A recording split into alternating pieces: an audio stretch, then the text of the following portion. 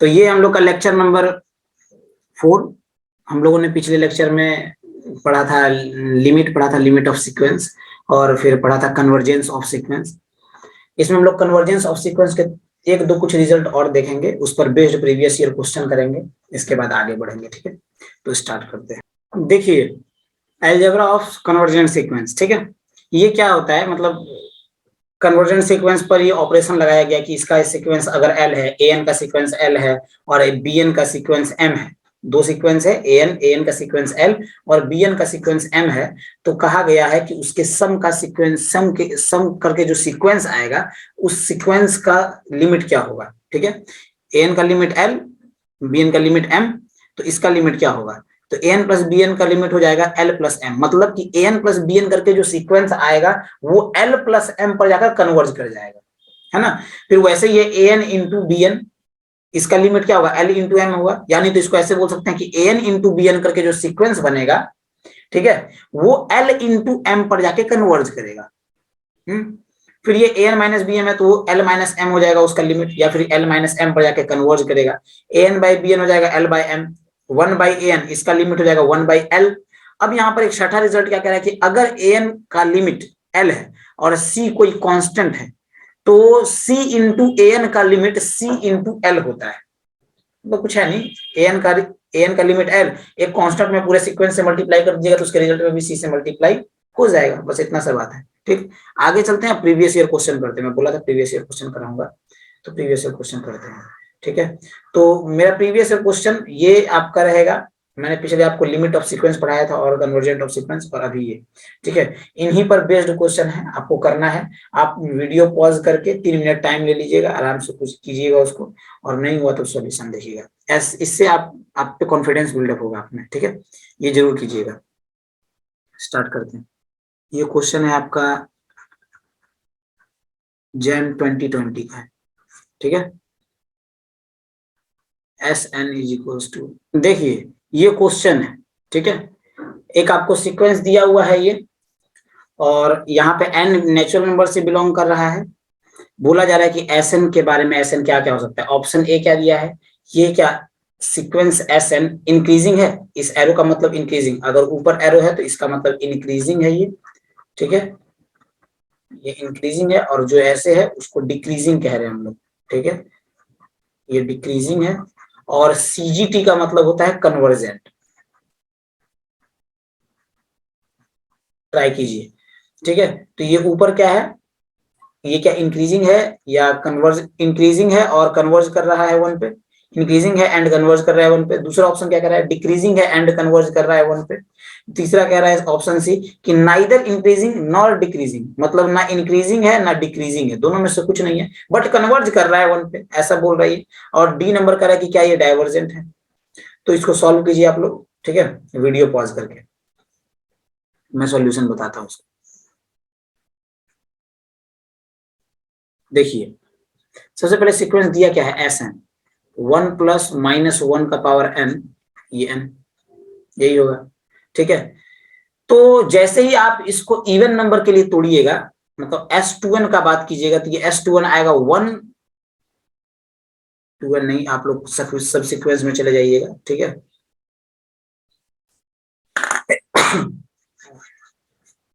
Sorry, Sn का 2 part हो जाएगा। ठीक है, एक हो जाएगा 1 plus 1 by n, n tends to 2n। ठीक है, n अगर 2n में से लिया जाए, ठीक है ना, मतलब n अगर इवन नंबर हो तो इसको ऐसे बोल दीजिए, n is even number, n is even. ठीक, अगर n इवन होगा तो 1 प्लस 1 बाई एन हो जाएगा, 1 माइनस 1 बाई एन हो जाएगा अगर n ऑड है, n इज ऑड। ठीक है, ऐसा हो जाएगा।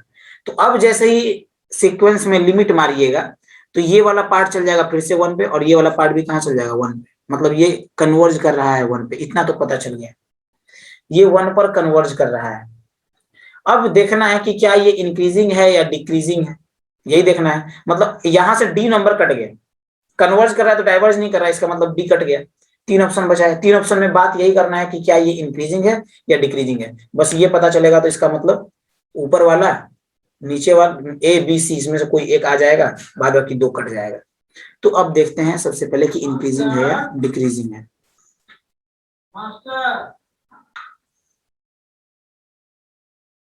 तो यहाँ पे ये देखिए, अब पता करना है इंक्रीजिंग है या डिक्रीजिंग है, तो पता करते हैं। ठीक है,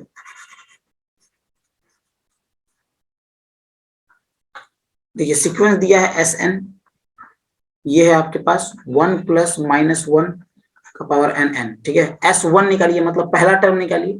तो पहला निकलेगा तो क्या हो जाएगा, 1 माइनस 1 बाय 1, यानी ये हो जाएगा 0।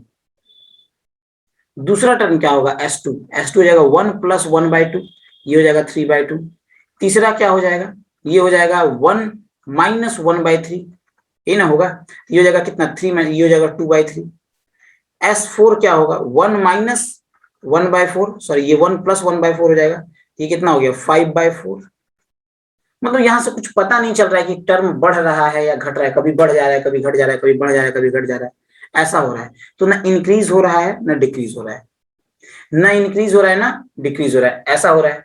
तो इसका मतलब कि यहाँ पर ऑप्शन ए कट गया, ऑप्शन बी भी कट गया, इंक्रीज का भी नहीं पता चला, डिक्रीज का भी पता नहीं चला, ऑप्शन सी होगा, मतलब ना इंक्रीज कर रहा है ना डिक्रीज कर रहा है। ठीक है, आगे चलते हैं। अगर यहां से अभी भी आपको क्लियर नहीं है तो इसको रियल नंबर लाइन पे आप प्लॉट कर लीजिए, रियल नंबर लाइन पे प्लॉट कीजिएगा तो अपने आप क्लियर हो जाएगा। जैसे आप ये ले लीजिए लाइन, ठीक है, कन्वर्ज कहाँ किया, 1 पे कन्वर्ज किया, तो आप ये 0 बना लीजिए, ये वाला 1 बना लीजिए, और यहाँ बना लीजिए ये -1। ठीक है, अब देखिए जैसे S1 निकाले तो S1 0 आ गया। ठीक, S2 कितना है 3/2 है, मतलब ये 1.5 कुछ, तो मान लीजिए 1.5 3/2 यहाँ आया होगा। ठीक है, S3 कितना है, S3 है S3 है 2/3, मतलब 0.6 के करीब आएगा, तो 0.6 के करीब यहाँ हो जाएगा। ठीक है, 2/3 S3 ये हो गया। S4 मतलब ये कितना 5/4, 5/4 इसका मतलब ये हो जाएगा आपका कितना, ये हो जाएगा 1.2 ऐसे कुछ होगा। ठीक है, 1.25 होगा ऐसे कुछ, तो 1.25 ये यहाँ पर आएगा कुछ 1.25, 5/4 यहाँ, मतलब ये क्या हो रहा है, पता नहीं चल रहा कि बढ़ रहा है या घट रहा है। अभी यहाँ के फिर कोई टर्म इधर आएगा, ऐसे करके बढ़ते घटते चलेगा लास्ट में, लेकिन ये भी इधर जाएगा और ये भी इधर आ रहा है, इसका मतलब कन्वर्ज कहाँ करेगा, 1 पर कन्वर्ज करेगा। इधर इधर इधर इधर ऐसे ही 2 टर्म आने वाला है, ऐसे ही टर्म आने वाला है। ठीक है, ऐसे आते आते ये लास्ट में कहाँ पहुंच जाएगा, 0 पर पहुंच जाएगा, मतलब इसका पता नहीं चल रहा है कि इंक्रीज कर रहा है या डिक्रीज कर रहा है। तो इसका मतलब ना ही इंक्रीज कर रहा है ना डिक्रीज कर रहा है। ठीक, आगे बढ़ते हैं नेक्स्ट क्वेश्चन। देखिए ये जैन 2017 का क्वेश्चन है, जैन 2017 का क्वेश्चन है ये। ठीक है, बोला क्या गया है कि एन एक सीक्वेंस है जिसका फर्स्ट टर्म A1 आपको मिल गया, दे दिया गया ये 1 है। अब कह रहा है कि an+1 is equal to 7 an+11/21 और n बिलोंग करता है नेचुरल नंबर से। आपको 4 ऑप्शन दिया गया, इसमें से बताइए कौन कौन सा ट्रू है। तो देखिए जब भी ऐसा क्वेश्चन, सबसे पहले आप ट्राई कर लीजिए अपने से 3 मिनट का ब्रेक लेकर के। ठीक है, मतलब पॉज कर लीजिए वीडियो और 3 मिनट में अपने से ट्राई कीजिए। ठीक है, और अगर आप ट्राई कर रहे हैं तो आपको मैं हिंट थोड़ा सा कर दूं कि यहाँ पर an को मान लीजिए कि ये लिमिट L पे जा रहा है, तो an जब L पे जाएगा तो इसका मतलब an+1 भी कहाँ जाएगा, L पे जाएगा। वहां लिमिट पुट कर दीजिए L और अपने आप निकालिए, आपका बन जाएगा। और इसके बाद चेक कर लीजिए इंक्रीजिंग डिक्रीजिंग टर्म निकाल करके, 1-2 टर्म निकालिए, 3-4 टर्म निकालिए, अपने आप पता चल जाएगा इंक्रीज कर रहा है या डिक्रीज कर रहा है। ठीक है, चलिए अब जो जिनसे नहीं हो पा रहा है वो देखिए। अब सबसे पहला काम क्या करेंगे, ऐसा क्वेश्चन जब भी आता है तो आप इस पे लिमिट पुट कर दीजिए कि an कहाँ जा रहा है, an जा रहा है L पे, an+1 कहाँ जा रहा है, जब an L पे जाएगा तो an+1 भी कहाँ जाएगा, L पर ही जाएगा। सीक्वेंस का रूल है, सीक्वेंस का रूल है कि अगर सीक्वेंस का लिमिट कहीं जा रहा है तो उसका अगला टर्म पिछला टर्म 2-4 आगे आने वाला टर्म भी वहां कहाँ जाएगा, L पर ही जाने वाला है, वो L पर ही कन्वर्ज करने वाला है। ठीक है, तो यहाँ an L पे जा रहा है तो n+1 भी L पे जाएगा, n+2 भी L पे जाएगा, मतलब जितना भी टर्म होगा सब कन्वर्ज करेगा कहाँ पर, मतलब जितना भी सीक्वेंस है वो सब कन्वर्ज करेगा L पर ही। ठीक है, तो जब L पे कन्वर्ज कर रहा है तो हम लोग इस पे पुट कर देंगे कि मान लीजिए ये L पर कन्वर्ज कर रहा है तो L is equal to 7L plus 11 is equal to 21, यही होगा। अब बोलिए कि L राइट कैसे पुट कर दिए, तो मान लेंगे कि n टेंस टू इन्फिनिटी पर limit n tends to infinity पर an कहाँ है, L है। तो अगर यहाँ पर लिमिट लेंगे हम लोग तो यहाँ पर भी लिमिट लेना पड़ेगा, यहाँ पर भी लिमिट लेना पड़ेगा। तो लिमिट लेंगे तो ऐसा करके तब तो लिख सकते हैं ना, आगे समझ में, इतना लिख दिए तो ये आपका कितना हो जाएगा 21L is equal to 7L plus 11, मतलब ये हो जाएगा 21L minus 7L is equal to 11, ये हो गया 14L is equal to 11, L is equal to 11/14। मतलब एक आपका ये कन्वर्ज कहाँ कर रहा है इस बात का पता चल गया। तो मतलब डाइवर्ज वाला जितना भी है वो सारा ऑप्शन गलत हो जाएगा, ये बात तो तय है। ये खत्म डाइवर्ज वाला, और कौन सा है ये डाइवर्ज वाला खत्म हो गया, ये दो ऑप्शन कट गया। ठीक है, ऑप्शन काटने सीखिए, अगर काटने सीख गए मतलब आपका अच्छा आ जाएगा सब चीज। ठीक है, दो ऑप्शन आपका कट रहा है, ये कट गया और ये कट गया डाइवर्ज वाला, अब दो ऑप्शन बचा है। ठीक है, अब बस यही चेक करना है कि इंक्रीजिंग है और डिक्रीजिंग, इसमें भी 11/14 है, इसमें भी 11/14 है, इंक्रीजिंग चेक करना है या डिक्रीजिंग, क्या कर रहा है ये, इंक्रीज कर रहा है या डिक्रीज कर रहा है, बस यही चेक करना है। तो इसका फर्स्ट टर्म निकालिए, फर्स्ट टर्म आपको दिया हुआ है क्या 1, सेकंड टर्म कितना हो जाएगा बताइए, सेकंड टर्म आपका हो जाएगा जैसे ही आप रखिएगा इसमें 1, तो A2 is equal to 7A1 plus 11/24, मतलब ये हो गया 7 इंटू 1 प्लस 11/20, सॉरी 24 नहीं 21, 21 ये हो गया कितना 18/21। ठीक है, यही होगा। A3 निकाल लीजिए एक और टर्म, तो ये कितना हो जाएगा 7A2 प्लस 11/21, यानी 7 इंटू A2 कितना है 18/21 प्लस 11 अब बटा 21, तो ये कितना हो जाएगा 7 से कटा दीजिए तो ये हो जाएगा 3, 3 से कटाइएगा ये हो जाएगा 6, 11 6 17, 17/21, 17/21 यही हो रहा है। तो देखिए ये क्या घट रहा है या बढ़ रहा है, A1 से छोटा है। ठीक है, A1 से छोटा है कौन,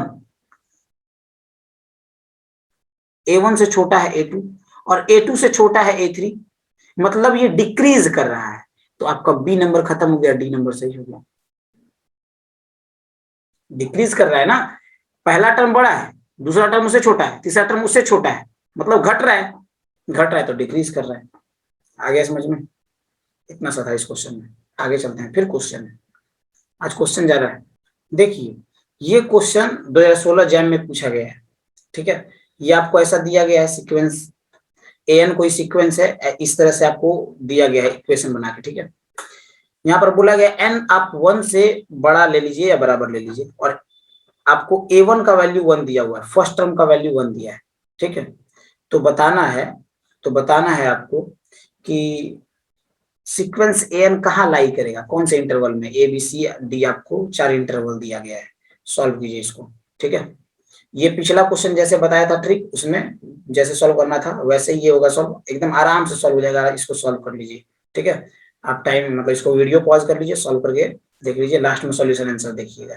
ठीक है, चलिए मैं इसका सॉल्यूशन बताता हूँ।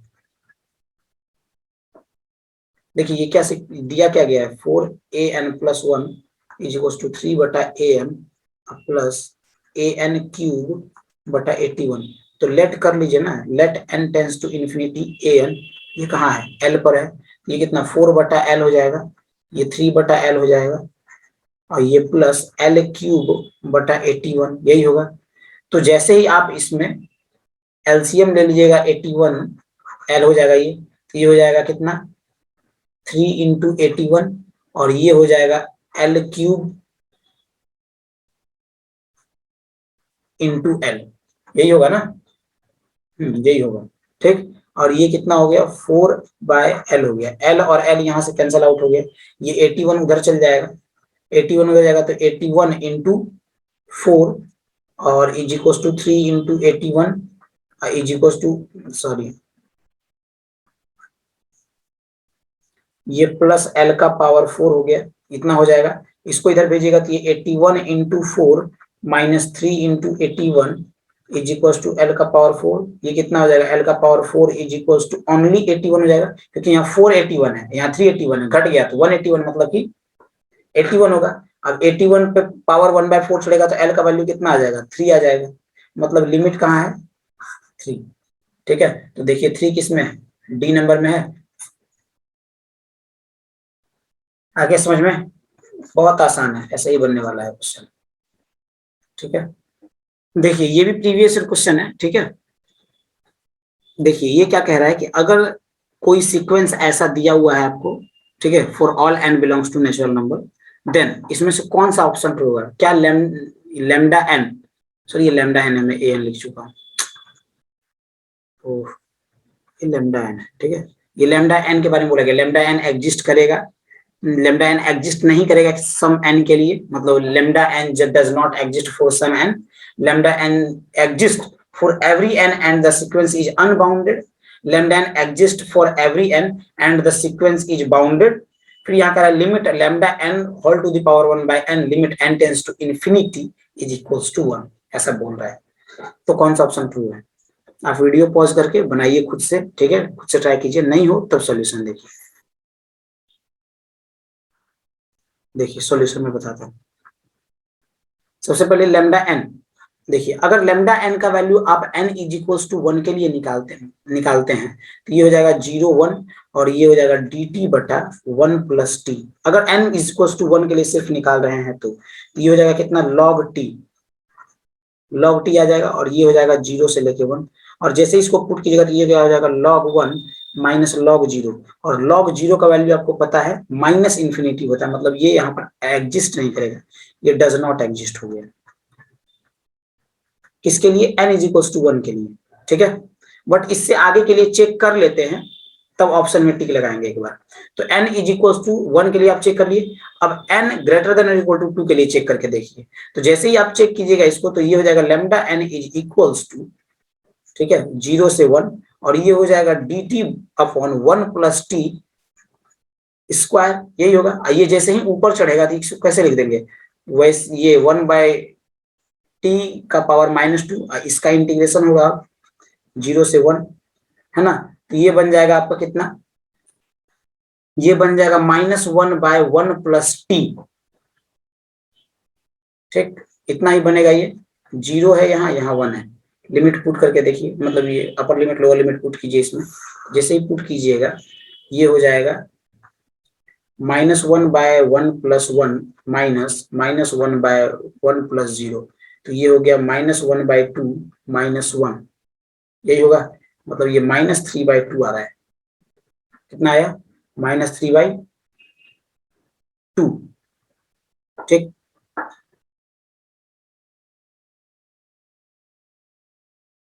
-3 बाय 2 ही आएगा। इसका मतलब लेमडा एन का वैल्यू एक फाइनाइट वैल्यू आ रहा है, एग्जिस्ट कर रहा है, ये एग्जिस्ट कर रहा है, ठीक है। तो जब ये एग्जिस्ट कर रहा है तो देखिए यहाँ पे ये जैसे ही एग्जिस्ट करेगा तो यहाँ पर ए तो गलत हो जाएगा, सॉरी ए सही हो जाएगा, ए सही हो जाएगा, क्योंकि ए क्या बोल रहा है, ए बोल रहा है कि lambda n does not exist, lambda n exist नहीं किया फॉर सम एन, मतलब एन इज इक्वल टू 1 के लिए तो एग्जिस्ट नहीं किया, ये सही हो गया, ठीक है। Lambda n exist for every n and the sequence is unbounded, जब एग्जिस्ट करेगा लेमडा एन एक फाइनाइट वैल्यू होगा तो अनबाउंडेड कैसे होगा, ये तो ऐसे गलत है। Lambda n exist for every n and sequence is bounded, sequence is bounded, ठीक है। हर एक एन के लिए तो एग्जिस्ट नहीं कर रहा है ये, तो ये सी गलत हो गया, ठीक है, ये सी गलत हो गया कि हर एक एन के लिए तो एग्जिस्ट नहीं कर रहा है, 1 के लिए एग्जिस्ट नहीं किया। अब डी नंबर चेक करना है कि लेमडा एन का पावर अगर 1 बाई एन डालते हैं तो क्या होगा, क्या ये 1 के बराबर आएगा। तो लेमडा एन का वैल्यू आया है -3 बाई 2, इसका पावर जैसे 1 बाई एन डाल करके लिमिट मारिएगा इसमें, ठीक है, तो ये 1 बाई एन जाएगा, लिमिट मारिएगा तो ये अपने आप 1 हो जाएगा, क्योंकि एन टेंड्स टू इन्फिनिटी पर ये वाला पार्ट कहाँ चल जाएगा 0, और किसी भी चीज का पावर 0 कितना 1 होता है, ये 1 आ गया, मतलब ये डी नंबर सही है। आगे समझ में, इतना सही है इसमें, आगे चलते हैं।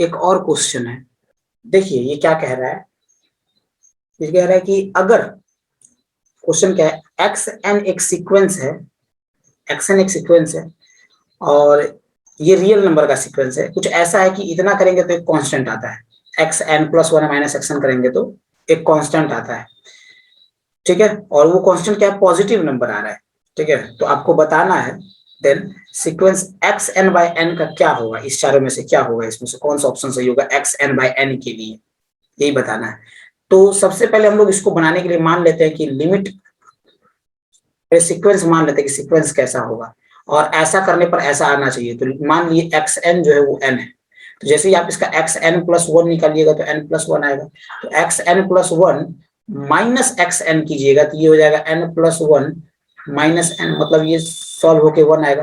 तो लिमिट इसका लीजिएगा तो भी कितना वही आने वाला है, limit X N plus one minus x N is equal to one ही रहेगा। ठीक है, अब ये निकालिए तो ये कितना हो जाएगा, एक्स एन बटा एन, मतलब कि एक्स एन कितना माने थे एन, तो एन बटा एन कितना आया, कट करके वन आया। अब ये वन आया मतलब ये वन एक कांस्टेंट सीक्वेंस हो गया। तो इसके बारे में क्या है, क्या ये बाउंडेड नहीं है, इज नॉट बाउंडेड, तो ये बात गलत होगा ना, क्योंकि कांस्टेंट सीक्वेंस बाउंडेड होता है।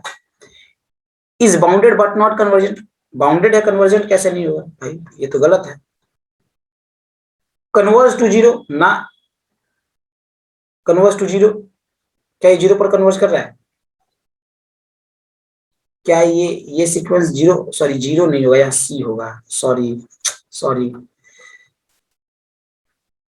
यहाँ सी होगा, कन्वर्ज टू सी, क्या ये सी पर कन्वर्ज कर रहा है, तो यस, सी क्या था, सी आपका ये वन था ना, यही तो सी था, एक्सन माइनस एक्सन कितना आया था, सी आया था, और जब हम लोग कटाए तो कितना आया, उसी के बराबर आया, सी के बराबर आया, मतलब C, yes C. Converge to zero क्या ना, गलत बात नहीं ना, समझ में आ गया। तो ये ऐसे होगा, तो इतना आपको अच्छे से समझ में आ गया है।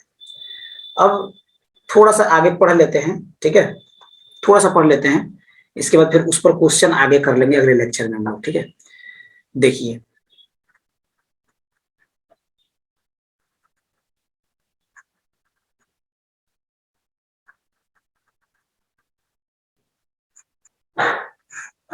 देखिए ये रिजल्ट क्या कह रहा है, ये क्या कह रहा है कि हर एक मोनोटोनिक इंक्रीजिंग सीक्वेंस, हर एक मोनोटोनिक इंक्रीजिंग सीक्वेंस अगर बाउंडेड है, वो हर एक मोनोटोनिक इंक्रीजिंग सीक्वेंस अगर वो बाउंडेड है तो वो कन्वर्जेंट होगा, मतलब इंक्रीज कर रहा है अगर वो बाउंडेड निकला, बाउंडेड मतलब कहीं जाकर के रुक रहा है, ठीक है, तो इसका मतलब वो कन्वर्जेंट होगा। बाउंडेड है तो कन्वर्जेंट तो पक्के से है, बट कन्वर्जेंट कहाँ होगा, जहां वो इंक्रीज करते करते फंस गया, मतलब रुक गया, ठीक है, तो यहां पर होगा वो, मतलब अपने सुप्रीमम पर वो कन्वर्जेंट होता है, ठीक है, मतलब उसका अगर लिमिट मारेंगे, उसमें लिमिट लगाएंगे तो उसका जो सुप्रीमम होगा वही उसका लिमिट बनेगा। समझ में आ रहा है, ये बात, ये बोला, यही बोला गया ना, every monotonically increasing sequence which is bounded above, जो बाउंडेड अबव है, मतलब ऊपर से उसको रोका गया है, ऊपर से रोका गया, बाउंडेड अबव है, ठीक है, is always convergent and converge to its least upper bound, वो लीस्ट अपर बाउंड में कन्वर्ज होगा, ठीक है, मतलब अपने सुप्रीमम पर जाकर कन्वर्ज हो जाएगा, ऐसा बात है, ठीक। अब देखिए एक और है, जस्ट सिमिलर रिजल्ट है, ठीक है। देखिए ये क्या कहा जाए, यहाँ पे क्या कहा जा रहा है कि हर एक monotonic decreasing, every monotonically decreasing sequence which is bounded below, अगर वो बाउंडेड बिलो मतलब उसको नीचे से रोका गया, नीचे से रोका गया है, ठीक है, उसको नीचे से रोका गया है, तो वो हमेशा कन्वर्जेंट होता है, वो हमेशा कन्वर्जेंट होगा, ठीक है। बट कन्वर्ज कहाँ होगा, वो अपने ग्रेटेस्ट लोअर बाउंड पर, मतलब अपने इनफीमम पर, यहाँ पर इनफीमम लिख दीजिए, अपने इनफीमम पर वो कन्वर्ज होता है, ठीक है, इनफीमम पर जाके कन्वर्ज हो जाएगा, लिमिट मारिएगा इनफीमम पर जाके कन्वर्ज हो जाएगा, रुक जाएगा इनफीमम पर जाकर, ठीक है, ये होता है ये। आगे समझ में, हम लोग इस पर बेस्ड